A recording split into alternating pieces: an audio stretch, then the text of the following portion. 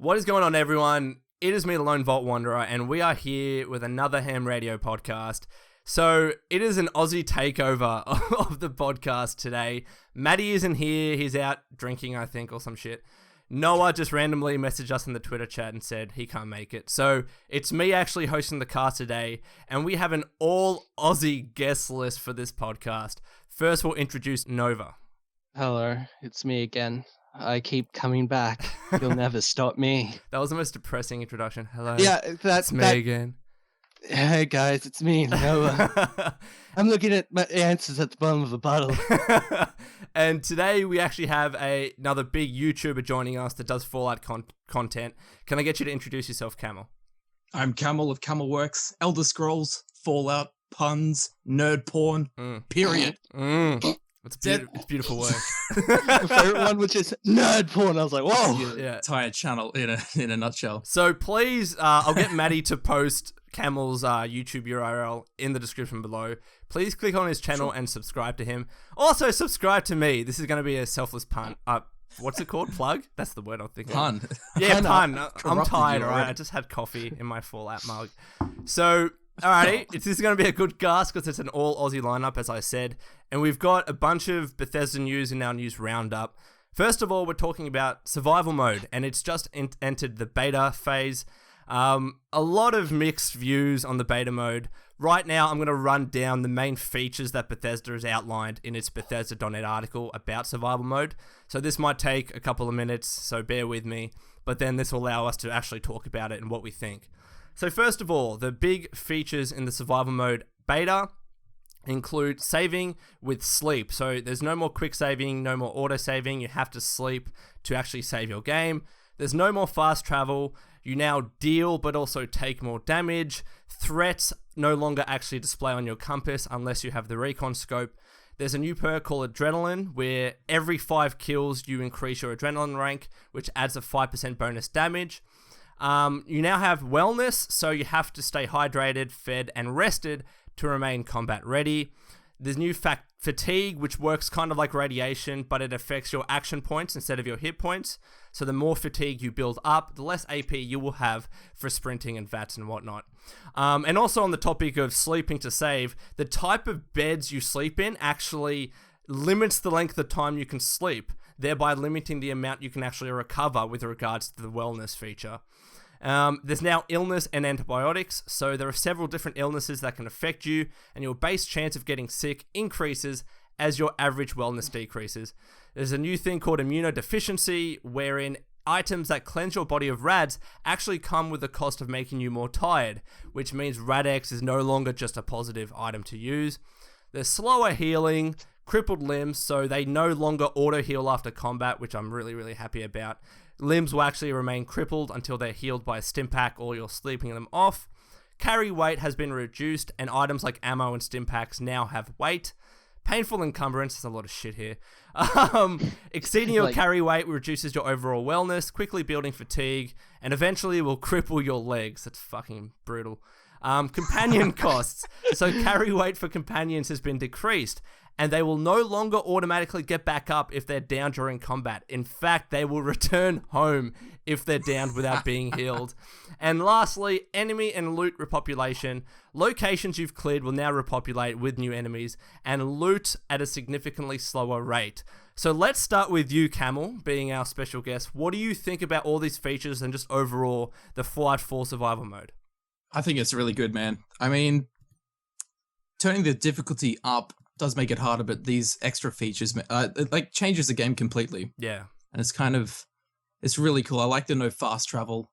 The sleeping to have to save. I don't think I haven't played a game where you have to go to a specific location to save. Yeah, it's very tough. For years. Yeah. So, but it's interesting. There is a bit of a, I guess, a conflict in the Fallout community. Someone like me, I actually don't like the whole not being able to fast travel and needing to walk everywhere, simply because I don't have so much time to play games. So when I play a Fallout game, I don't want to spend 90% of my time just walking, right? Yeah. And then there are some people that don't like the sleeping with the save aspect. And I think people, including myself, want to see some more options brought in where you can actually customize. What do you think about that, Nova, where you can actually pick and choose which features you want in the survival mode? Yeah, well, I've like with the no fast travel and the save beds, I've had the biggest like fuck you moments with Fallout with that. Like how I told you, I made it to Diamond City before. I didn't actually get in because before I went in, a super mutant like dog come up and bit me, and I died and had to go all the way back to like Concord. Oh, that fucking sucks. Yeah, I was so angry. But I don't know. See, the problem is you don't really want to play it fully the survival mode. But I understand you want to add the food and that. That's why the customation is good. But I also like that you can't do that because the game's like, fuck you, you're my bitch now. And you're like, I'm sorry. Yeah, look, I get that. Like, we pretty much said, Todd, this survival mode that we had when the game was launched is shit. It's not a really survival mode. Give us more. And then Todd's just like, well, fuck you guys. Yeah, exactly, I'm going to screw you over. But what I'm thinking is that the survival mode can kind of operate similar to the, what was it called? Fallout 3 had a mod where it changed your gameplay completely, but you could really customize it. So if you didn't like some of the hardcore aspects, like for example, ammo had weight, you could just choose to disable that. So I'm wondering whether Fallout 4 survival mode can operate similarly to that. I suppose it could, and I suppose a mod will come out very swiftly that will allow you to do that. Yeah. But it's interesting with the fast travel stuff because games are normally designed around the fact that you can fast travel or you can't. Designed around the fact that you can't. Exactly. So in games where you can't fast travel, it's normally designed so it's easier to get places. Yeah. Like in Skyrim. Yeah, the carriages. People are like, oh, dude, if you don't want to fast travel, just don't do it. And I'm like, it's pretty much designed around, the fact that you can fast travel, like with the mountains and stuff. Exactly. And if you then decide to suddenly walk everywhere, you can, like you said, 90% of your playtime is walking. Yeah, and it's going to have to be a good balance between just walking everywhere and actually being a unique feature in the sense that, all right, because I have to walk everywhere, when I leave my base, for example, I can't just go to a mission and come back really quickly. I really have to stock up and plan what I'm going to be doing, who I'm going to be facing and killing and fighting, and what quests I'm going to be completing. So I guess in that sense, it does add an interesting feature. I don't know what you guys think about that. My question is because with the example, you have to fast travel to the Institute. Could you abuse that? Could you fast travel there and then pick where you leave? I think you can. I don't know though. Because if you do that, that would give that, and then you have the photo bird with the Brotherhood, but that's just that's what really I was thinking. Slow. Yeah, I guess that's kind of a shitty workaround though. Like every time you want to avoid walking, you call the vertibird. But I guess it does make it a bit harder, which is the whole point of this. But yeah, it still doesn't sit easy with me. Yeah. No. You need motorbikes or something.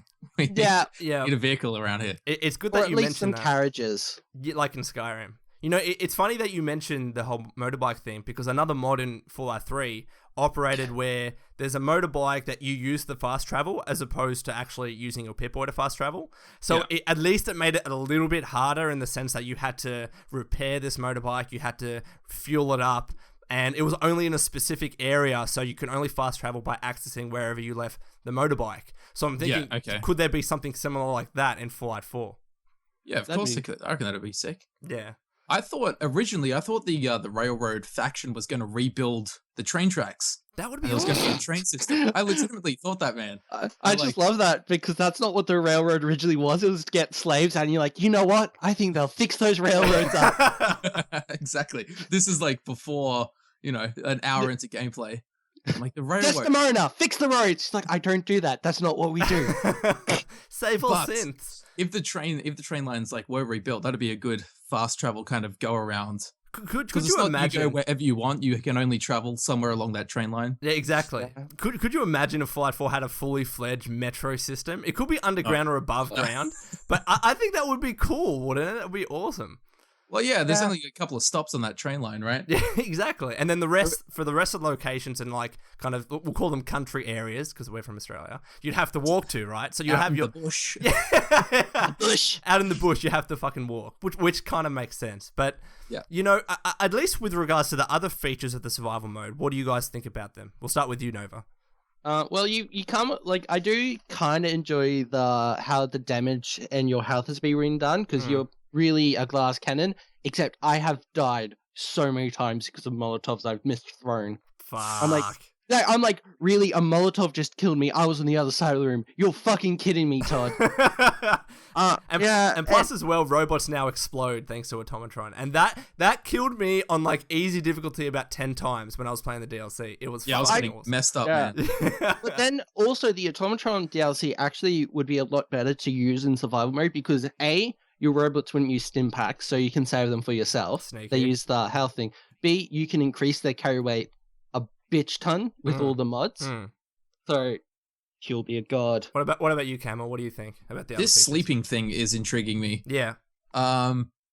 What I hadn't heard this before, but you said depending on what bed you sleep in affects how long you can sleep there, right? Yes, and this is more in regards to the wellness features. So you know how you have to stay you have to stay rested to remain combat ready. So I'm assuming it operates on the level of like a scale. So if you only sleep for an hour, you don't get all of your rest built back up again. So you need to find a better bed if you want to continuously, get that good rest. Right. So is this stuff like, like a sleeping roll on the ground is a piece of shit, but if you have a double bed, that's really good. Exactly. I'm pretty sure sleeping rolls and dirty mattresses you can only get like 3 hours in. Yeah, but can you just keep sleeping? They made that pretty if that's the realistic. case? You probably could. Yeah. But I only use them because I'm like, oh fuck, I need to save. Oh yes, a dirty piece of mattress under rubble. That's true, Score. that's true. It would be actually cool if with one of these shitty beds, for example, if you can only sleep for 2 hours, so you can't keep continuously sleeping in that same rag or bed or whatever. Make it so that you can't sleep again in that bed for 24 hours. That could be. Say you have to change the sheets. Put them out to dry. I was like, look, man. What are you doing when you sleep, Cal? Oh, you don't want to know. Put your finger in a glass of water. So you. Oh yes. And any other of the other features, do they stick out to you at all with the survival mode? Yeah, a lot of that eating and the med stuff, where like even beneficial meds now have whatever the word for a non-benefit is. A detriment? Bad. Unbenefit. bad. Yes. Double negatives. That's cool. I like that. Yeah. I will say I've got really annoyed at stim packs because they just make you thirsty. They just make you thirsty. Do they now? You use one and you're dehydrated. I've burnt through so much water in battle. And on the topic of stim packs as well, the fact, like, what I used to do in combat when dog meat kept going down, because dog meat dies all the fucking time, right? So I would just leave him down until I killed everyone myself, and then dog meat would automatically go back up, which means I don't use any stim packs. But now, which I think is so mean but fucking funny and hilarious, is that you can't do that anymore because your companion will walk home, and you can't fast travel home to get them back. You have to now walk home to get them. It's just mean, you know what I mean? I'm gonna be a lone wanderer. Fuck that. No, #robots. That's why you want your robots. Good point. Yeah, that's true.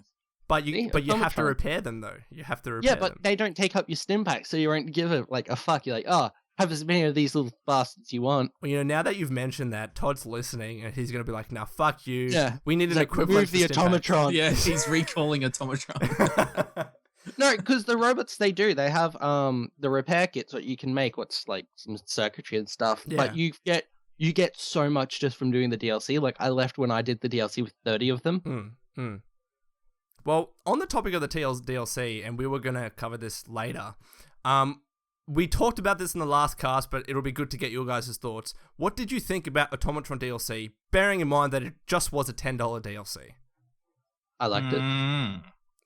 Okay, it's really good. Camel's got some thoughts. The one thing that annoyed me was they put like 80% of the unique items in one building.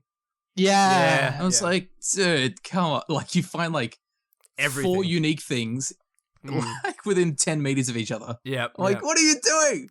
I do kind of understand though, because they only had like 2 new locations from, well, not even one reused location they redid, and then the Mechanist layer. I understand, but they were all literally in the one, none in the Mechanist. It's like, the Tesla armor and all the other weapons. But that Tesla rifle though is fucking awesome, right? Yeah. It's the greatest. It's become my favorite weapon. It just looks so cool. Yeah, I don't know. I would have liked something a bit more like, you know how once you finish it, the Mechanist sends you out to kill all the rogue robots? Yeah. Like if you finish doing that, because there's not really any incentive to do that. Yeah. So it'd be cool if if you did it, she gave you something unique or something like that instead of 4 things in one box in a room. Yeah. I'm like, no. It's kind of boring. What's not even in her house? It's in someone else's. Like, will I get paid? Didn't you already get the shit already? You're like, oh. Yeah, it would have been nicer if you had to work for it a little bit more, but yeah. At least for what it was, it is something that can help us tide us over. But I'll be interested to see, with Fallout 4 and New Vegas, Fallout 3 and New Vegas, they had at least 4 substantial big pieces of DLC. Yeah. And now at this stage, we only really know about Far Harbor. Now we're going to be talking about Far Harbor a little bit later. Okay, excellent. But I guess a question that I want to ask you too as well, with regards to DLC, how many of those big pieces of DLC do you think we'll get on top of Far Harbor? Is it going to be the same as past Fallout games or less? I think there's going to be one other one. Just one? No, I reckon it'll either be the same or more. I don't think they'll be really? I reckon they will. I hope so, yeah. Yeah, or maybe they, if not more, they'll release more automatron-sized mods, like more. Yeah. They're not little like the Wasteland Workshop. What's literally you're just like you can refurnish your house. Yeah. But it'll be a little quest and some new features put in. I can't remember which game I was looking at. It's either New Vegas or Fallout 3, but I think within like a year of the game originally coming out, like all the DLCs had come out for it. Yeah, look, this is what I think, and I think this is actually a big fundamental shift in the games industry. So games are being released with season passes and whatever, but the DLCs to me are spread out over a much longer period of time to keep people engaged in the same game, so they continuously have things they can market and sell. What I think is that they've obviously changed their model, but so much so that they might still very well have 4 big pieces of DLC, but it's going to be released over a longer stretch of time. But in order to satisfy our needs, they're releasing these smaller little bits like, Automatron and Wasteland Workshop. So instead of over a year, like you said, Camel, with the past Fallout games, maybe it's going to be over 2 years, but we're getting a bunch more shit. I really hope so, man. I really hope so, yeah. I'm going to say after Far Harbor, they'll have another big one released near the end of the year and then 2 more next year. I think we'll get something announced at E3. I hope so anyways, because Bethesda is having a conference. They've got a slot, right?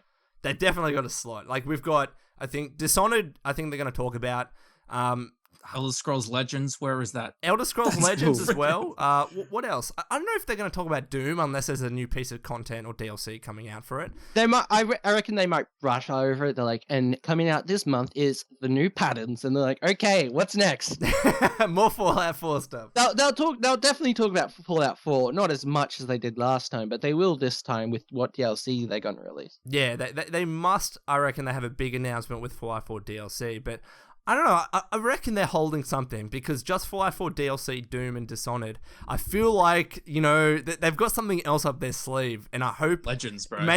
Elder Scrolls Legends or something just generally Elder Scrolls related would be really cool. Well, it's Elder Scrolls Horse Armor.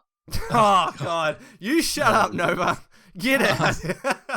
In that, what was that awards that Todd Howard was at where he was interviewed by that really awkward dude? What was that? I don't even know. It was that he got like the Lifetime Achievement Award. Yeah, whatever that was. He said Bethesda's working on 3 massive projects and they're unlike anything we've done before. It's interesting. Yep. He came out like, to what say is this? That the fuck is going on? Yeah, I know. Like he came out to say that they were working on 3 big things or projects, but then again later he clarified saying, "Oh, I kind of regret putting a number to it." Which suggests that they're actually doing more. They might be very small things like continuous updates to Fallout Shelter, maybe another brand new game, but they have a brand new studio at Montreal. So, they expanded. Yeah, they must be doing a fuckload of things completely different to what they've done in the past. I think one of those things is Elder Scrolls Legends, because that is unlike anything they've done before, and we know they're doing it. Yeah. The question is, though, with the new projects he's announced is, will he, because I feel like they're going to go down more with the Fallout 4 path, how they went, the game comes out pretty soon instead of in 3 years' time, you'll maybe see a poster. So if they announce those projects, that would mean that they're probably close to being done, but you're right. That depends if they actually, what they've done on it. Because they've changed essentially I guess they've proven that announcing a game and then having a very short turnaround to release can still be very effective. You don't need a 1 to 2 year marketing campaign to have a successful game. In fact, I would argue, and it's the opposite, man. It's the opposite. Bethesda have proven it, Mm-hmm. So that was a good talk. We went from the survival beta to DLC. Let's switch it up a bit. We'll have more Fallout 4 news later, but let's talk about Doom. So, of course, there's been the Doom closed beta over the weekend. Nova and I have been playing it. Camel, have you been playing the Doom beta? I have not, and I'm quite jealous of you both. That's all right. Wait, have you not had the code, or do you just don't want to play it? I've just been super busy. I didn't even know the beta was open. That's how busy. No, it's so much fun, but we will get into that. I knew it was open. I saw a lot of posts but there's a about couple of Doom-related news. So first of all, they have a cinematic trailer, and I'll read their little blurb that they wrote about this. So, fight like hell. Celebrate Doom's upcoming launch with our all-new live-action cinematic trailer. The trailer evokes the pillars of Doom's gameplay: relentless combat, terrifying demons, and badass guns. Have you guys seen the cinematic trailer? Yes, it's collectively better than the whole Doom movie in such a short time as well. It's hilarious. It looks really cool, and they're doing like, I really like how for every major game Bethesda is actually doing these cinematic trailers. They did it with SO, they've done it with Doom, they've done it with Fallout, Skyrim as well. They had a little cinematic ad. It's just awesome. It tells us, what could these games look like in real life or in a fully fledged movie. You know what I mean? Yeah, I do love it when a game has a cinematic trailer opposed to an in-game trailer, because Lone, we did have that fully cinematic movie, and it had The Rock in it, and it was called Doom. We don't want that again. Dear God. No. Like, all right, I like The Rock, I do, but he hasn't always been in the best of movies. I'll be honest. Talking about it. Also, he doesn't go by The Rock anymore. He's now known as Dwayne. Well, do you remember him in The Scorpion King? Yeah, you remember that shit? No. Yes. Yeah, that movie's awful, I guess. That was terrible. Yeah. I thought it was sick, and then my dad watched it with me, and he's like, what the fuck is this? He like jumped off a pyramid like 100 meters and lands on his feet. My dad's like, get the fuck out. Shocking. This is bullshit. It would be a much better movie if he did that and he's just screaming in pain. Fuck, that's an idiot idea. Why did I decide to obliterate it? But back to Doom. So they've released another article about it, and they have detailed all of the demons, power-ups, and power weapons in the game, which aren't all available in the beta, so I'll run through them. So there are 4 different types of demons. You've got the Baron of Hell, which is known for being a really brute strength kind of demon. The Revenant, which is actually in the beta, which is known for more speed and agility. And bear in mind, you can actually choose which demon you want to activate before you enter the game. So if you're lucky enough to get the particular power-up, you become this particular demon. The next one is called the Prowler, which is known for tactics and a bit more stealthy gameplay.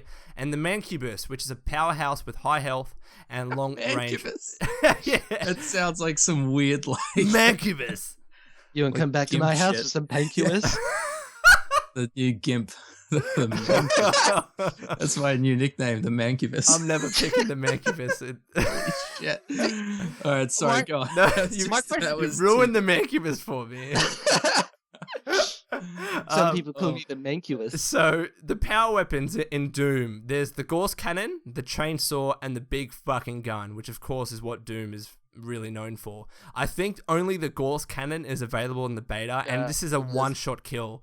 Nova and I and then Matty were all complaining about getting one-shotted, and then when I used it, you just decimate people. Oh, fuck you, Nova. Because I was like, I know what this is, and I just hear like, fuck this guy, how did he kill me? I'm like, he's the Gauss rifle. I kept complaining that I kept getting one-shotted, and I had no idea why. I'm like, what's the Gauss Cannon? How do I equip it? And in terms of power-ups, so you've got invisibility, which is self-explanatory, haste, which increases speed and rate of fire, and charge for some weapons, regenerate, where for a limited amount of time your health and armor will recharge, and quad damage, which essentially just boosts your damage with your weapons. So I know, Nova, you said you've played the Doom beta, Camel, you haven't, but at least from what you've seen of Doom, what do you think about Doom? Are you going to purchase it? Does it look fun to you? What do you think? Definitely, man. Definitely. I grew up on Doom. I went from Snake to Doom. That's when I was like 4 to 5. That's such a leap, though. Yeah. Well, dude, it was the limit of the computers. It was like... Yeah. Do you think this new Doom is at least staying loyal, as someone who's played the original Doom, is staying loyal to that original concept? Definitely, man. Doom 3, that was just like a horror thing. It was awful. Yeah, I don't want to say it's a bad game, but dude, I cannot handle horror games. No, Doom 3 was the reason I wasn't excited for this Doom, because I bought the Doom collection once for like $20, and I kind of played through all of them, and then I did finish Doom 3, and they're like a new Doom. I was like, oh no. So can you guys explain why was Doom 3 such a letdown? No, it just wasn't fun. Like it wasn't like a you run through chaos fun, shoot, and it's cool. It was like it's like this whole level. There's going to be 100 fucked up things coming at you in dark rooms, and you have 7 bullets. You're like, what the fuck? Did it have a multiplayer? Was that fun at least? I played the first 2 levels and was like, fuck this. I'm not doing this again. So I think it was a horror game. That's really interesting. Like the Evil Within or something. For me, who doesn't play horror games, it was scary as shit. It wasn't scary. I play a bit of horror games. It wasn't scary. It was just kind of boring for me. Yeah. Right. Like ballsy, man. No. It's like, Nova's just a beast. No. I mean, I wanted to play Doom as like the new beta. Like, have I played in the beta? How you just run around like an unstoppable force, just murdering everything. But then you're just slowly walking around the corner and like, only have 3 bullets left in my pistol. Yeah, it's shit. Like you can either have the torch out or the gun out. Yeah. And there's no lights anywhere. You're like, dude, this is not cool. This is not good. It's like real sneaky, like tactical stuff. Wow. I think Doom's just like, here's a gun, just run through this entire level, blowing the shit out of demons. And that's the exact thing which is exactly what we've got with exactly. And I was about to say that this game, especially when you sit down and play it, it's just a whole lot of fun. It doesn't take itself too seriously. And the game that I constantly compare it to, and I'm not sure if you've played it, is Unreal Tournament. Yeah, Unreal Tournament. And especially because you've got the commentator when you get a kill streak. He's like ultra kill, ultimate kill. It's just his fucking voice fun. is amazing. I know, but like as you said, Camel, it's just a game where you sit down, kill a couple of hours, have a drink, play with some friends, and just have fun. It's awesome. That E3 footage they put up, I was like, holy shit, this looks intense. Just like non-stop. Like there's no standing around and reloading and looking at shit on the wall. It's just like you're flying around, blowing the shit out of things. Like non-stop carnage that when it actually played at E3, I know everyone was really excited for Fallout 4, of course, but that came up. I'm like, oh shit, this actually looks like a solid game. Like people in the crowd were just yelling out in excitement when you could chainsaw the guys and just rip them in half. It's fucking awesome. Yeah, dude. Yeah, it looks good. Yeah. What did you guys think of it? Nova, we'll let you answer this one. It's fun. You're able to dance as you dismember people. What else? What more could you ask for? You can do the Carlton. What more do you want in life? That's true. Sold. Sold. No, I love that if that's on their boxes, like, do you know how they review? It's like, best game. It's just like, you can do a dance. Look, when I do a review of it, I'm definitely mentioning the fact you can do the Carlton, because that's a selling point for me.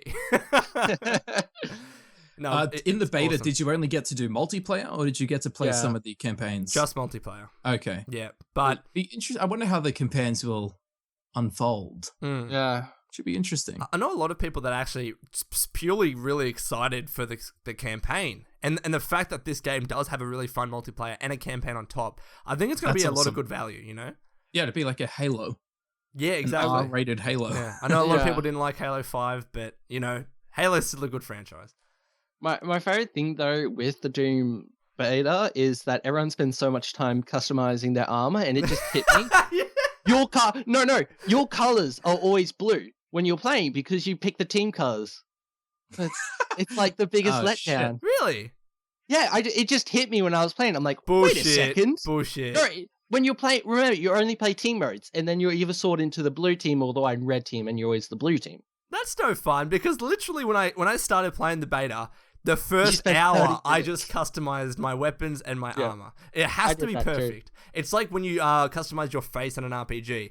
Even though you're wearing a mask for half the fucking game. Or you're in third person or first person and you'll probably never see it. You've got to get it right, you know what I mean? Yeah. But I like the fact that in Doom and the multiplayer that there is a lot of customization. It's just another thing which does add another layer of depth to the game. What do you guys think about that? I've reached level 15, so I can't get any more stuff, and it makes me really sad. Yeah, me too. Really? I want new armor. Yeah. How versatile is the customization? Fairly versatile. Like it's what is it, like crazy. colors, patterns, shit like that? You've colors, patterns. You can pick your armor, and you can pick how dirty and scratched your shit is. Yeah. Right. So cool. I like to go for the pure clean look. Nova is a dirty boy, so he likes to go. A, that sounds weird quoted like that, and B, Not completely. It's a little scratched and a little dirty, so it doesn't look brand new off the shelf alone. It's just a little scratched and dirty. Oh, it's excellent. But no, honestly, that's cool. I like being able to do that stuff. Yeah. So when the game comes out next month, I'm sure we're all going to be playing it. Specifically, it's May 13. So everyone get excited for it. It's going to be awesome. Definitely, man. So next topic. This is really quick. I don't think we'll be talking much about it. So the Wasteland Workshop achievements, have been released for Fallout 4. There are 3 achievements in particular, bearing in mind that this is just a $5 DLC, so it's one of those things that's going to tide us over. You've got the Docile achievement where you have to tame 5 creatures for your settlement. Tame creatures? That's fucking awesome. Instigator, where you have to start a spectated fight in your settlement. Fuck me. And Trapper, create every kind of trap. So, Camel, what do you think about these achievements? That's I wonder how many traps there are. Like, is there a trap for each different type of enemy? I'm going to guess so. You can't really get a death claw with the bear trap. That would be awesome, though, wouldn't it? A snare trap. Just catch his big toe and he's just fucking stuck to the ground. I could imagine. Yeah, I don't know. It's okay, so it's 5. The Docile achievement is 5, right? 5 creatures. 5 creatures, yeah. I wonder if there's a limit to how many creatures you can have in your kind of like arena stockpile. I hope ready to slaughter raiders. I'm gonna say you have your cages and it takes up the settlement building, so you can only fill up that many cages. Yeah. But if you build a settlement just for fighting, you'll be able to have hundreds of creatures. Yeah, that's true. This is literally in-game cockfights. Like, this is what we're going to be doing, and it's fucking awesome. Like, I could imagine...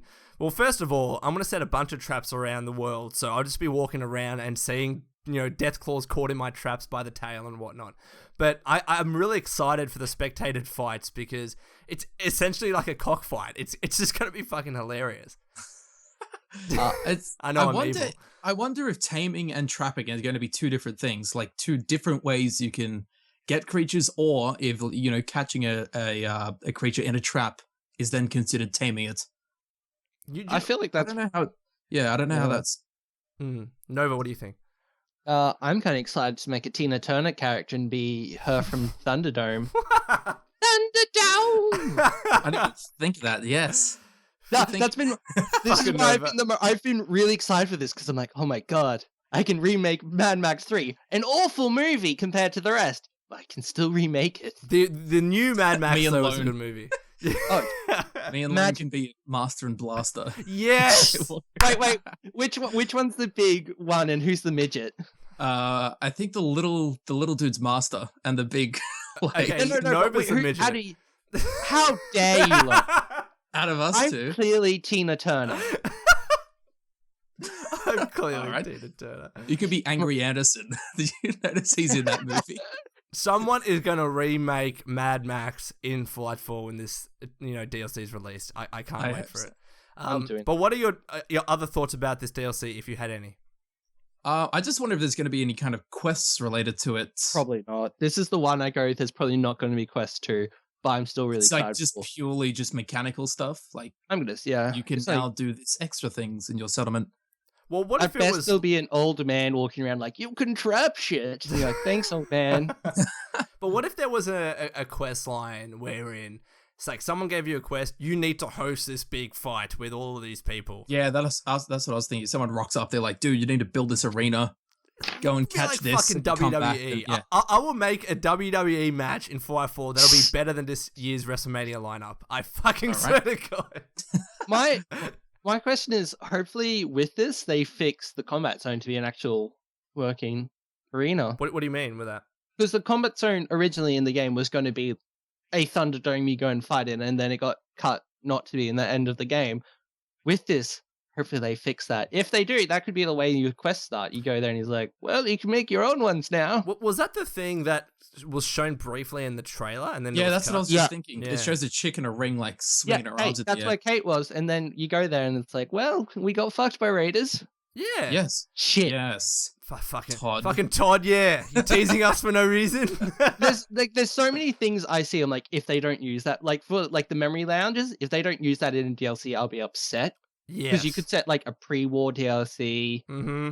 like Anchorage again. Yeah, so I actually made a video about this called Top 5 DLC Ideas, and one of them was utilizing the memory den to actually be a bit more important. Like, obviously, it's very, very important in the single-player campaign and the story, somewhat anyways. Mm-hmm. But there's so much potential, you know, for future DLC. Like, for example, in Fallout 3, as you said, Camel, the Anchorage DLC, where you know, were in this simulation, essentially, right?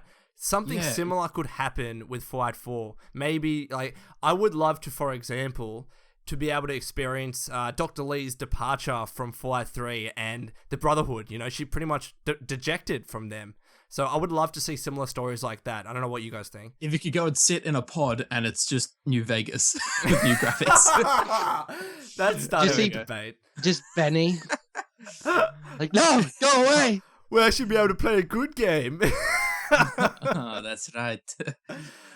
What do you guys think about that though? I think they could definitely do some more stuff with it. Even like a big side quest where you had to go in and do some crazy stuff. Like even something like Tranquility Lane. Yes. Yeah. Not that I particularly like that quest, but you know, you go in and you're in this area for like a certain amount of time. It's cool. Like there's definitely some room for improvement or at least some exciting new things that can come about from it. The only real thing that they need to get around is the fact that, kind of a spoiler alert, in the storyline, the only way you could actually experience Sean's life, etc., was by getting a synth component.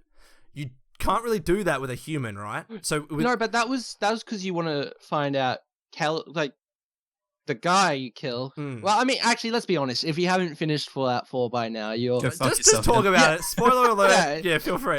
Okay.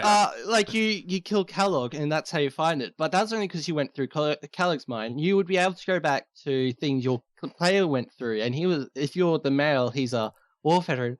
But if you're a female, what would you do then? Because she's a lawyer. Yeah, that's actually a weird thing that I found. How Phoenix Wright. If you're the shopping, the male protagonist, right? Oh god! If you're the male protagonist, you're this super duper army veteran. But if you're the female protagonist, is your history a lawyer? Yeah, you're a cool lawyer chick. Well, that's stupid. Why isn't she an army veteran? Where does that come to light? I don't.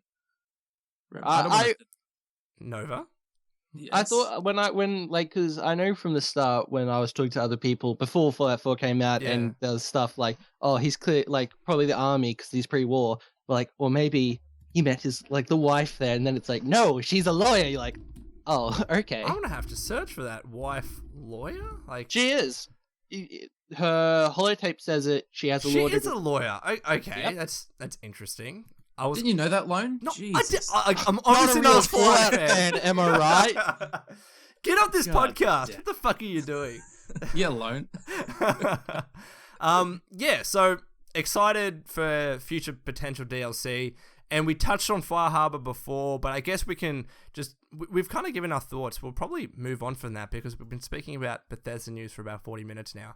So let's go on to the next segment, which is what we've been playing and video game news that's, piqued our interest in the past week. So we'll start with Nova this time. Nova, what have you been playing this week and what video game news has interested you? Okay, well, I've clearly been playing the Doom beta and the Fallout survival mode, but I've also recently been playing a game with my friend called Pulse the Last Colony, and it's basically like a Star Trek game, and you run a ship with your friends. Right. Is it like it's really RTS? Like, what is it? It's first person, and you have like an engineer and a scientist and that, and you fly around and doing space stuff. Is it an indie game or is it like fully fledged AAA? It's still I hate the word, but it's still an alpha at the moment. That's early. What else? Yeah. Why do you hate the word? Just because it's such a dirty word. Because games in alpha, it's always just like, I just want you to finish your game. It's like the loading screen, that's it. Give us feedback. Game. It's just screenshots of what you could be playing when they're done. Is it really that bad though, or is it a decent alpha? No, it's fine. The games are fine. Okay. It's a good game. But it's hilarious because all the graphical settings are still there's still a lot of not placeholders, but so many untextured things that are just grey, and you're like, oh, that'll look nice, and it's textured. Okay, well, what about your favorite gaming news then? Was about the new Mass Effect. Yeah, go on a bit about that. I haven't played Mass Effect fully. I'm assuming I've played a bit of it, and I just thought it's interesting because it's like concepts of like video things they've made for the game that leaks. And you pointed out it came out on April Fools. But the reason I'm a bit, I think it might be real because no one's gone, I pranked you. Here's my 20-minute video with BNX. I show you. Yeah, that's right. That was so evil. That was so fake from the get-go. I'm like, there's no way they'd make that controller. It's so dumb. I was like, it looks real. I'm like, I don't believe it. It matched the patent, though. So if anyone doesn't know what we're talking about, there was a big leak with the Nintendo NX controllers. There was an initial one which kind of looked, somewhat legit, and then someone came out with a really professional picture of the Nintendo NX controller. It was 3D printed. It was a physical thing. It was a physical thing. This guy 3D printed a Nintendo NX controller to go along with this hoax. And then there were videos that came out that showed why they were fake. This is why I have trust issues. Like, honestly. Yeah, dude, I missed the bit where they went, haha, we're joking. Yeah. I like to imagine this whole time I've been like, what the fuck is that controller? They're actually fake. It's, fuck me. I looked at them like, there's no way anyone in sane mind would be like, that's a good idea for a controller. This weird egg shape that would be awful to hold. That has a touchpad like to the edges, like it's an iPhone. Nintendo strikes again. Suppository controller. Just a new way to play. We gave you motion controls. Guess what's coming next? And we're calling it the Wii D. Oh god, that's shocking. Yes. All right, so let's go on to you, Camel. What have you been playing and your favorite bit of gaming news? Okay, mostly been playing Elder Scrolls Online. Yeah? Because I have a massively overdue. I make a lot of videos on the weapons and armor styles that I have in the game. Yep. I'm trying to push for that kind of stuff to be brought into the Elder Scrolls 6. Mm-hmm. So what are your thoughts about Elder Scrolls Online? Because I know when it first came out, people were like, it's okay, but it's not that great. It's not what we expected for an Elder Scrolls game. It's pretty interesting now, because everyone who plays it now, they're like, it's so much better than it was. Yeah. And when I play it now, I'm like, this is so much better than it was. And people are like, why? I'm like, I don't know. I don't know what's changed. Is it more content? Is it new, DLC I think the or whatever? bugs are out, and I don't know, man. Like, just some of the things that make a really good MMO that were missing have been implemented. Like some of the, I don't know. Again, like I can't pinpoint it, but when I play it, I'm like, this is so much better than it was during beta and even during its initial release. But I've always been a sucker for MMOs. Like, I played World of Warcraft like since it came out, on and off for 10 years, right? Yeah. I've always been a sucker for the MMO RPGs. Yeah. I remember I had a friend who had a beta and I was playing it with him. Probably also one thing what really annoyed me was, Jesus Christ, the starting area was just crowded. Like, you could not go anywhere without seeing like 50 people. But then you go to someone, he's like, you're the special one. And so is he. And so is she. And you're like, well, no, I'm not the special one then. Yeah. It's kind of like The Division where everyone's trying to use the same fucking laptop at once. Yeah. That shitted me. That's like one of my favorite MMOs I've played. It's The Secret Life. And it was just because they're like, you're special, but there's other ones. So don't be cocky. Like, I like that. They put an explanation. Yeah, good. Like, it probably would have been better if they had... And I haven't played it, so it's really hard for me to cast judgment, right? But it would have been better if at the start they were like, you're part of this faction. You're one aspect of this. Instead of saying you're the hero. Maybe that would have been better. Definitely would have been better. And so is she. I mean, well, most of the time I play it, by myself. So, in that sense... it is just me in the world. And I really only ever see other people in the cities. Would this game, or is this game better if you play with friends? I think if you... I don't know. Have you never played it with friends? Yeah, I don't know. Do you have friends? I just find that they get in the way. I'm like, dude, you're too slow. I'm moving on. You're fucking shit at this game. I hate you. No, dude, I really enjoy playing that game by myself. Okay. I enjoy playing most games solo. It's funny because when I played a game like Borderlands, I actually returned it first up because I played it on my own. I thought it was boring as shit. And then my mate was like, buy it again, we'll play it through and it'll be great. And I just, appreciated a whole different aspect of Borderlands. And I'm wondering whether this will be similar with ESO, where I can get a bunch of friends and play it and just have a blast with it. You know what I mean? Yeah, probably, But- man. Yeah. But in that aspect, any game can be fun as long as you have other people you enjoy playing it with. Example, Resident Evil 6. By itself, awful game. If you have friends, you can have some laughs. Well, what about Dark Souls? All right. That's slightly different, isn't it? Because with Dark Souls, it's meant to be this hard, gritty game that invariably, if you play with a friend, it might take away from that. Yeah. But anyways, so, and your favorite gaming piece of news? I know I asked you this, Camel, but... Well, this is why this is so fucking booby-trapped because of April Fools. I know. And the problem with being Australian is all these things come out On in April America. 2nd! in America on April 1st, which Yeah. for us is the 2nd. So Yeah. I'm like, well, it's not. I'm not thinking it's April 1st, so I'm not. Don't have any barriers up for this shit. I'm like, what the fuck is going on in the gaming world right now? My favorite thing is because I was on April 1st, like, fact checking everything, and then it hit me halfway. I'm like, wait, none of this is April Fool's yet. What the fuck am I doing? If you actually think about it, it's a complete, like, it just derails business for that day in the games industry because you can't believe anything. So if someone does decide to announce something that's actually real, people will be like, nah, it's fake. It's April Fool's. You know what I mean?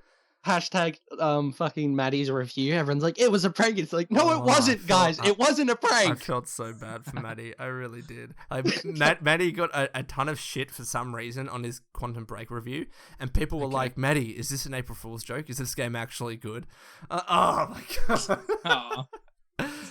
Poor thing. Yeah, dude, I uploaded a setup tour on April 1st. Everyone's like, dude, is this a April Fool's joke? Dude, How could that be a prank? Tell Like us I went to about someone your else's setup. house and Yeah. filmed their setup. Like, You just halfway through, you see someone like, hey, what are you doing here? Like, go away, I'm filming a prank. Yeah. come at the wrong angle and it's just a giant piece of paper. It's just a green screen. But tell us about your yeah. setup because I saw that, man. It looks epic. It's fucking Thank you. badass. Yeah. Well, I built the computer myself, and before building it, I have no computer knowledge at all. Everyone's like, dude, how'd you build that? That's amazing. I'm like, with tears and blood. That's how I almost it's like the killed Iron myself. Throne. It was built on like the ashes of enemies. Yeah. But you've got these lights everywhere. It just Yeah. looks awesome. Yeah, it's very expensive. Like, pretty much I went all out on like the hardware Yep. and all out on aesthetics as well, because I was like, fuck it. Can that we, was can my we motto. ask how much the entirety cost? I haven't added it up, but it would easily be over 10 grand. Oh Oh my, my god. Oh, you could buy a car with Oh no, I was just thinking the same thing. Yeah, dude, I bought my car for 4 grand. I'm like, My dude, computer's that's like- rent for a Your computer- year. Yeah. Yeah. Oh, well, it's tax.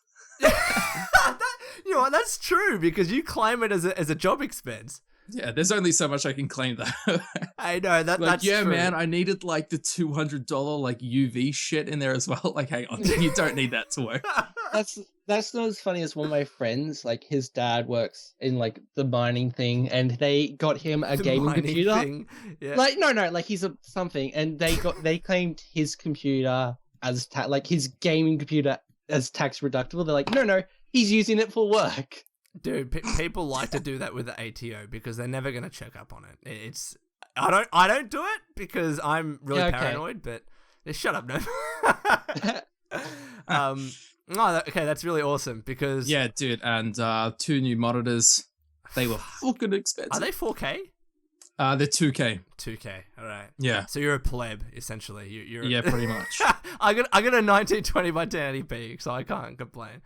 Yeah. Or Well, God. dude, I had 1080p monitors that were like 10 years old, Oh my god. and I just upgraded. With like 50 hertz refresh rate. I don't know what the refresh rate was, but it wasn't good. Awesome. It was single digits. It's got an 8.5 refresh rate. It's awesome. It's actually used in the negatives. All it shows is JPEGs. It's got a big handle on the side you have to crank to show you the frames. You gotta wind it up on the back like a clock. That's awesome. So what I've been playing, Doom Beta, so we've talked about that to death. I won't cover it again.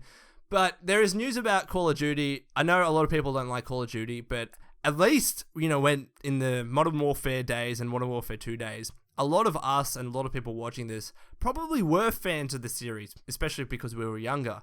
So the new Call of Duty is probably going to space, and I wanted to talk about that, not in the sense that I'm excited for it going to space, but in the sense that I really want to see Call of Duty go back to the roots of Modern Warfare and Modern Warfare 2 of being these army shooters, because it seems like there's been this trend in the gaming industry, whether it's with Titanfall, whether it's with Destiny, or the new Call of Duty, again, everything's in space. It's all this space combat, futuristic. I really want to see these army shooters like Modern Warfare was known for. I mean, those were epic. I don't know what you guys think about this. How many games are going to space? Sorry, this is you. I know. Elder Scrolls Space. No, you stop it. Don't give Todd the idea. It's like it's brilliant. Why haven't we done this? Hire that That's man. actually all of his projects are just different versions of games in space. Yeah. But were you guys ever big fans of Call of Duty back in the day? I wasn't really. No. I never got to play it. You guys. The first one I really played was Call of Duty Black Ops 2. Black Ops was good though because it's the first Black Ops. Yeah, especially because obviously it had zombies, but it still retained, I guess, that I don't know, my memory is fading me, but it was still kind of an army-based shooter and not this futuristic space combat that I'm just kind of getting sick of at the moment. Think of the numbers, Mason. The numbers, Mason. What do they mean? I think the reason they keep moving forward is because they're like, we've kind of done all the realistic military. And they started making their weird. The Russians attack again. You're like, okay, Call of Duty. Leave the Russians alone. All right, Russians. What have they done to you? They should bring in some obscure army like. Yeah, the Canadian Mounties have attacked. The Mongolians are coming through. The railroad. We're here to build some train tracks. And save the synths. They're like, what a synth. The Maltese army trying to take over. That's brilliant.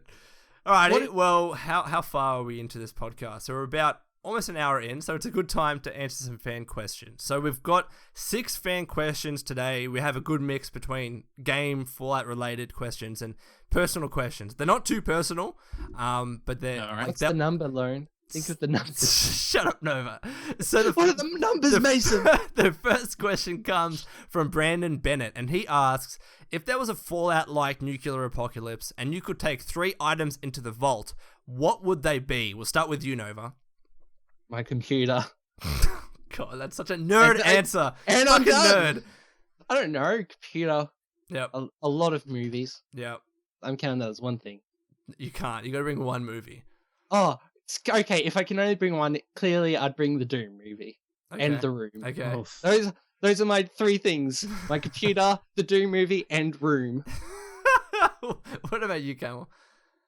Anal lube. That new controller. And a good time. Dear God. What else? I don't know. Flamingo statue, I think. Just good times. What is this vault you're entering? It's basically my room as it stands. I knew your room was a nightclub of sorts. Yeah, exactly. It also, I don't know, man. Computer. Yeah. Assuming there's internet and power and shit, computer for days. Fair enough. What would I bring? I would bring a Bioshock game. Girlfriend. Shut the fuck. I'd bring my girlfriend because if she listens to this and I don't say her name, she'd probably kill me, right? Because she's an item. What are you talking about? Oh no, we've just objectified him. Oh, yeah, fuck. exactly. 3 items, my girlfriend. Fuck me, I feel bad now. I'm sorry, girlfriend. I love you. And today's our anniversary, so it's not a good. Oh, really? Congratulations. But I still say my girlfriend. What should I bring? I can't just say a Bioshock game because I need a console. You know what? I'll bring my PC, of course, and then it'll have all of those games on there. So that's being sneaky. Yeah, see, that's why. And fuck, what else do I want to bring? I don't know. I'll bring my dog because my dog's an item as well. Okay. Objectifying everything you love, Lone. Fuck you. The next question comes from Fallout News. So he asks, what are your guys' current jobs and what would you like to have as a job in the future? Now, you don't have to say what your current job is if you don't want to. I won't be. But I guess, what would you like to do in the future as a job? I think that's a really interesting question. We'll start with you, Camel. That is a good question. I don't know, man. I suppose just whatever I want to do at that time. That's pretty much what I've done in my whole life, basically. Fair and enough. It's worked out so far. So yeah, continuing to do that. Like before YouTube, I had an eBay business, which I still have. Oh, really? Then YouTube, and I write music as well. So, not that I make money off that shit, but if I could, that'd be sick. So I'm assuming that your main source of income is YouTube at the moment, correct? Yeah, pretty much. Yeah, fair enough. All right. Yeah. What about you, Nova? Well, I have the great high job of being very unemployed at the moment. Excellent. Good. And what I'd like to do, a job. Anything? No industry or? I don't know. I really don't know at this point. At the moment, it's just get a job and then work something out. Just get a job in hospitality. Everyone's got to do their times in like a, You're making it sound like prison. You have to do your time. Yeah, don't drop the soap. In what? In like, do drop the soap. I won't mind if I do. This wasn't in the job description. In terms of me, I would like to work in the games industry in some shape or form. It doesn't have to be a particular job, but I would like to just be involved because it's an industry that I love, and I think I could mix my studies and professional skills with the games industry in some way and be able to carve out a career for myself. So that would be me, you know. But yeah, so the next question comes with Geralt of Rivia. He asks a really interesting question. Do you think Bethesda put their all into Fallout 4? And this might have an implication of Fallout 4 didn't live up to expectations. Yeah. So what do you guys think about that? I thought they did, and I thought Fallout 4 was a great game. Mm-hmm. I feel very singled out when I'm like, I liked Fallout 4. Like, it's no New Vegas. I'm like, but it's not meant to be New Vegas. Stop comparing it. Yep. There's problems with New Vegas that no one addresses, and I'm like, you have to also address the gunplay in New Vegas is next to awful. It's not as bad as 3, but Jesus Christ, if they didn't have VATS, it'd be a next to unplayable game as that way. I agree with that. Even though they introduced an FPS down the scope thing, it was still so shitty that I never used it. I either fired from the hip or I used VATS. Now, in terms of my opinion, the fact is that every Fallout game has its negatives and has its positive, right? We can't just say that New Vegas was a masterpiece because it wasn't. We can't say that Fallout 4 was a masterpiece because it wasn't. I obviously like Fallout 3 more than any other one, but that's more for nostalgic reasons, and I can accept that. But every game has their, the things that let them down. With Fallout 4, it might be the new dialogue. It might be the fact that you can't really roleplay anymore. But New Vegas has its downsides as well. I don't know what you think about that, Camel. Yeah, I don't know. I felt like there was, in terms of factions, I felt like there was some stuff missing. Like it was in terms of quest lines, it was pretty much the main quests, and that's it. Yeah. I'm like, I wanted some like other factions completely unrelated to the main quests, where you can go and be like, I'm doing quests for, say, the Children of Adam or something. Yeah. And you go and do like, like a 10 quest line for them. Yeah. But no, go on. I was going to say I think one of the biggest problems Fallout 4 had is they had like the clearly good faction, what was the Minutemen, and then the grey factions, what were the rest. They just needed like raiders, a faction you can join what are just so blatantly fucking evil that you're like, oh dear God, these people are terrible people. That would have been fun, like a faction which you knew, kind of like the Kaiser's Legion. Exactly, yeah, where they would just there's no middle grey area. They're just bad, and what you do is fucked up. Agreed with all their ideologies. You're like, they're bad? I didn't know that. It's interesting. Like this is the thing I will say about New Vegas. I think out of all Fallout games, which is just like Bethesda's Fallout games, I guess, 3 New Vegas, which was Obsidian, and Fallout 4, is that New Vegas had the best story. I think New Vegas, in terms of the choice, in terms of the faction, I think it had the best story and the best ability to choose where you wanted to go down. But I don't know. I still don't think that Fallout 4 did as bad of a job as everyone thinks. I find some bits that are over-exaggerating. I don't know. Like, if someone genuinely thinks that Fallout 4 is bad or they don't like it, I can't necessarily judge their opinion. I can only go off what I think. And I think that it's a game that, maybe doesn't have as good RPG elements as New Vegas. Maybe doesn't have that role-playing aspect that past Fallout games had. But it has a lot of other good things going for them, like the gunplay. The gunplay is so much better You know, like Yeah, past definitely. Fallout games. And we're getting this new survival mode, which while there are some features that, albeit aren't that, you know, like I don't like some of them at least, and some people might not like all of them, but they're doing these new things, and I guess I like Bethesda for trying different and new things for Fallout 4. I don't know. Yeah. I think it's interesting, especially after that interview where Todd said that they're working on 3 massive projects. Yeah.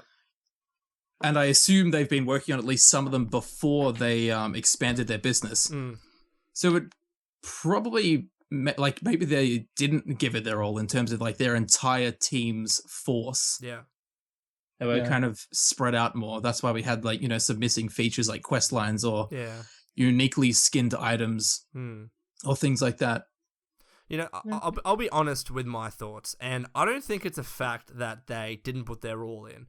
I honestly think Fallout 4 was a test case, because it was a test case because I wanted to see what new features that they haven't done in the past could be used in their games moving forward, and in particular for the Elder Scrolls, because the Elder Scrolls is their baby and they do not want fan backlash for that game.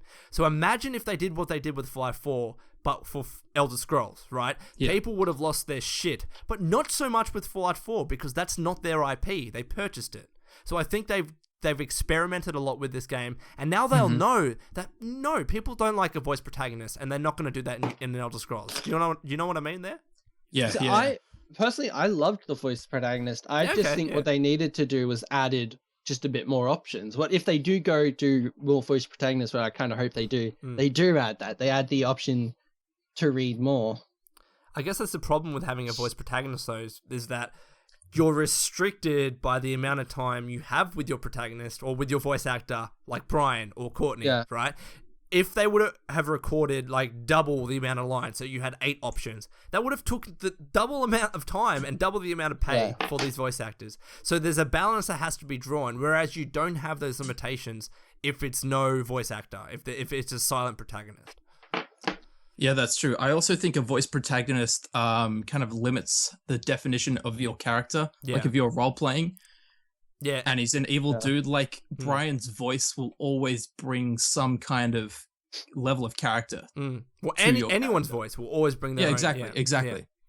I will say, though, for what the storyline for Fallout 4 was, if they didn't, I don't think it'd be as good if they didn't have a voice protagonist. Yeah. At least in that aspect, I reckon at least the storyline for Fallout 4. I completely agree with that, because, like, at the very least, while the emotion wasn't as impactful as, like, past games I've played, at least in terms of, you know, searching for your son, the emotion was a little bit more poignant, and it wouldn't have been as poignant if there was no voice protagonist, because you wouldn't have your protagonist saying, "Where's Sean? They took my son." You know what I mean? It did make it more emotional. It would be you there going, like cinematic. Which one should I read? This one's 3 paragraphs. Yeah. And to be honest, like, if you don't like the voice protagonist, download the mod that disables it. Honestly, like, while, you know, we don't have maybe up to 8 options for each dialogue option like in Fallout 3 and New Vegas, the fact is that if you don't like your character speaking, you can disable that. If you don't like the paraphrasing and the dialogue wheel, you can actually change all that, so it tells you all of your dialogue choices in full. So there are mods, and I guess it's mods fixing it, but there are still ways to get around it, you know what I mean? I will say, though, the voice protagonist did make me actually enjoy dialogue a bit more, because it was kind of a bit more conversational. When in Fallout 3 New Vegas, it's actually probably me reading all of them and then going, fuck it, I'll just pick the first one. Yeah. You know, I guess you and I, Nova, and maybe Camel, I'm not sure, are in the minority, though, when we say we like the voice protagonist. I liked it because it helped really progress the story and make things feel more impactful and emotional. But I can understand at least why some people didn't. Poor Camel, he keeps getting cut off. Sorry, this is what we do in the cast. We cut people off. Dude, on Skype, I'm the fucking worst. My brain lags when there's no one else in the room. But as you were saying? Yeah, dude, no, I like the voice protagonist. The only thing with the dialogue options was most of them led to exactly the same place. Exactly. Yeah. Yes. Be like, I want to help you. Good, you go and help them. Or you can be like, no, go fuck yourself. And then they're like, no, help me. And you're like, okay, I'll help you. Yeah. Like, hey, it doesn't matter like which one I choose. Yeah. Like, literally all it is your character will say a different line. Exactly. And it'll have exactly the same result. I'm like, and the best example of that is when you first meet Preston Garvey and they ask for your help. Doesn't matter what you say. it'll be the same result in the end. It's kind of like at the start of Pokemon, which Professor Oak Are or you a something. boy or a girl? Yeah, no, not that, but more in I'm neither. more in terms of, I think someone asked like Professor Oak, pansexual motherfucker. he's like, do you want to help me? You know, fulfill the Pokedex. And if you say no, he's like, oh, come on, please do it. Oh, come on, please do it. If you keep saying no, so there's no real choice. You know what I mean? Yeah. But Pokemon's not a game of choice now. I know. It's just Pokemon a bad example. RPG. It is an RPG, pretty much. No, it's not. Yes, it is. Pokemon's it's an not. RPG. That's the most bullshit sentence I've ever heard out of your mouth, Lauren. So the next question is about Doom. So Nate Schulab? I can't pronounce. Shoelamp. I like that. Yeah, Nate Classic Shoelamp. Nate Shoelamp asks, what do you think about the potential for Doom in esports? I think that's an interesting question.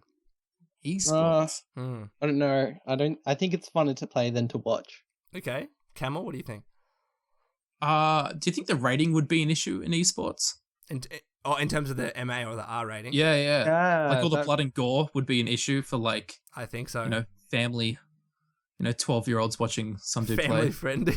I don't, you know what I mean? Like, Yeah. FIFA, no problem. Some dude's head getting cut off with a chainsaw would about be a bit like, That'd be an amazing FIFA game though if it's like that chainsaw. balls that fucking explode or some shit. You make a good point, because with a game like LOL or CSGO, I don't think the ratings for them are so high. So kids Exactly, or teenagers can play these games, really get into it. And we have to admit, those are the kinds of demographics that are going to get into esports because they have more time on their hands, right? Yes. Doom players, because they will inevitably be a bit more older. Not so much, because we don't have so much time on our hands, you know? Yeah. I can't really imagine a bunch of, 18 plus sitting at home watching the Doom comps. Yeah, sitting around with a beer, like, that was fucking awesome. I killed him! What a goal! Yeah, there's definitely people that would. Fucking Shoelamp is at it again. Shoelamp and Doomerine, they're the two best. That's excellent. All right. Oh, That's shit. cool. Next question. This comes from Fallout News. If you had the opportunity to work at Bethesda Game Studios, but had to drop what you were doing currently, would you move to Maryland? And what job would you actually have? That's a bit of an additional point on that. Well, what would I be dropping? Nothing. You'd be so dropping off I nothing. go. Yeah. What would you do at Bethesda though? I'll be blatantly honest. It would be like janitor. Oh god, that's a bad answer, Nova. No, but like it's like I don't know. Like I wouldn't. Like what would I do there? Just assume that you could get any skill or qualification. What job would you want to do? Todd Howard's. Yeah. Take that job. I would actually love to work. I can't remember what the dude's name is, but he makes all the sound effects for everything. Yeah, I saw that video. That was love awesome. to do that shit. Yeah. I think it's called Foley art, where you like hit a cabbage with a club, and it's the noise. Like it's the sound effect for someone's head getting cut off and shit. And you're like, what the fuck? Hit a cabbage with a club. It's really interesting, man. That shit's really interesting. And like I can't remember what it was. He's like scrunching a piece of paper to get like the ammo. No, what he was doing, he actually had like ammo, like pieces of shells, and he would drop them. Yeah. And those effects would carry over into the game. Yeah, that would be an awesome job. Fucking sick. You know those like metal like IQ tests where it's like a bunch of balls and wires and you have to like unlink the balls somehow and you're like, how the fuck does this work? He was like clinking these little bits of metal toys together, and it was actually used in the Elder Scrolls for like the Dwemer Centurion spheres. That's awesome. It was like he incorporated like 10 of these weird sound effects together and made. Sweet. It's fucking crazy, man. That'd be sick. I think that would be the most fun. That would be a cool job. For me, even though my artistic skills aren't that great, I would love to be an artist at Bethesda Game Studios and be involved in the concept art or final art or whatever. Like I've always said that I've wanted to work at Nintendo, for example, to actually create Pokemon, because it would like allow me to make the honestly though, like be creative. They need your help, man. I saw a fucking Pokemon. It was an ice cream cone. I was like, get the fuck out. I like to imagine like his son, like the artist's son. He's like, I made a Pokemon. He's like, son, that's an ice cream. Put it in. Tell mommy you touched me. Okay, son, it's going in. Dude, it fucking evolves into a double ice cream cone. It's like, come on, the third evolution is it's just melted. I could imagine like them sitting around a board table and someone saying, I've got this great idea for a Pokemon. Let's make ice cream cones. Fucking idiot. There was another one where there was a sword with a fucking smiley face on it. Yeah. Get out. Oh my One God. of my favorite shows I've like internet shows I've watched at the moment is like a bunch of artists drawing Pokemons from their names, and it's the fucking funniest thing ever. Because one of them like doesn't even play Pokemon, so every time she drew it, it'd be something so strange. Oh yeah, I actually saw that one. That was actually pretty interesting. Yeah, But yeah, it's feel. I would love to be able to draw art at Bethesda. That would be awesome. But Do you think Todd Howard would put it on his fridge? You're like the little kid. I've got an A. Okay, we'll put it on the fridge, son. Lone, your art is beautiful. I'm gonna put it on my fridge. I'm gonna holding stare you at in it his every arms. morning. Yeah. Cradling you like a little... Put it in a nice frame and stroking it at night. Oh, God. Will. And the last question comes from Blake, where he asks, what do you do, or what do you, I guess let me ask this another way, because he's asked it in a weird way. What to do when you're burnt out on games? And this question was actually really hitting it home for me, because I've gone through stages, where I've gotten burnt out on games, and I just, even though I have free time, I just couldn't sit down and play a game for a couple of hours. So have you guys experienced this, and what would you do to get past it? What would you recommend? That normally happens to me when there's a game I really want. Like for example, Fallout 4, when like around when it just came out, I would sit down and play a game like, this is just not what I want. So I resorted into binge watching TV. Yeah. I suppose the most extreme case of that I've had was I got started on YouTube doing Elder Scrolls Online. Yeah. And after like 4 months of doing it, I was kind of running out of ideas for videos. And I was in game just like so depressed. Oh, that's so sad.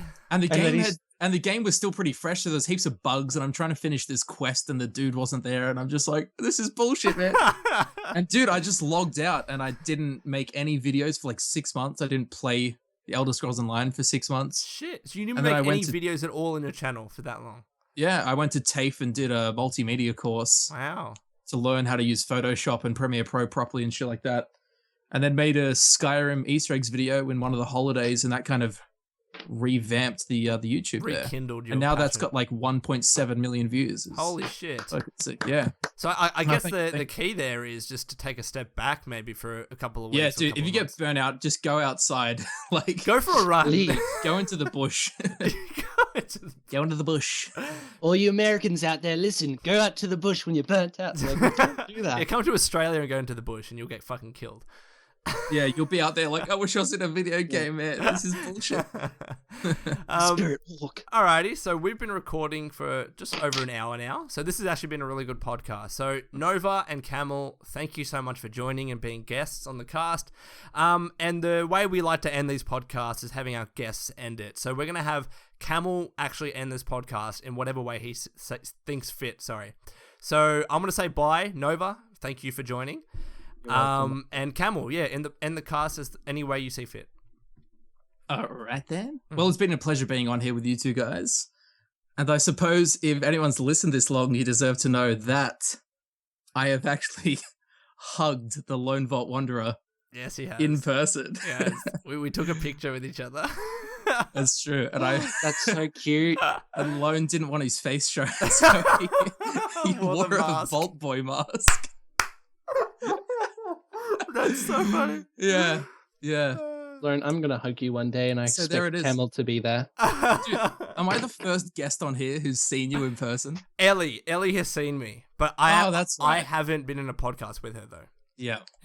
Dude, yeah, you're talking to me like, sorry man, I gotta go. That chick over there's waiting. Yeah, it was at the same time. Yeah, exactly the same time. Alrighty guys, thank you so much. So yeah. Peace.